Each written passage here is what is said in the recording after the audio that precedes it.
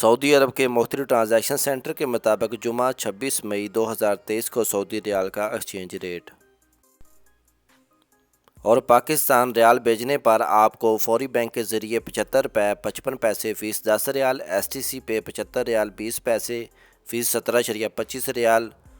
तहवील और राजी अल राजी बैंक के ज़रिए 75 रुपये 25 पैसे फ़ीस 10 रियाल, वेस्टर्न यूनियन 75 रुपये 49 पैसे फ़ीस 23 रियाल, मनीग्राम 75 रुपये 23 पैसे फ़ीस 23 रियाल, टेली मनी ANB 75 रुपये 35 पैसे फ़ीस 15 रियाल होगी। और इंडिया रियाल भेजने पर आपको फौरी बैंक के ज़रिए 21 रुपये 74 पैसे फ़ीस 10 रियाल, STC पे 21 रुपये 65 पैसे फ़ीस 17.25 रियाल, तहवील और राजी अल राजी बैंक 21 रुपये 70 पैसे फ़ीस 20 रियाल, वेस्टर्न यूनियन 21 रुपये 71 पैसे फ़ीस 17.25 रियाल, मनीग्राम 21 रुपये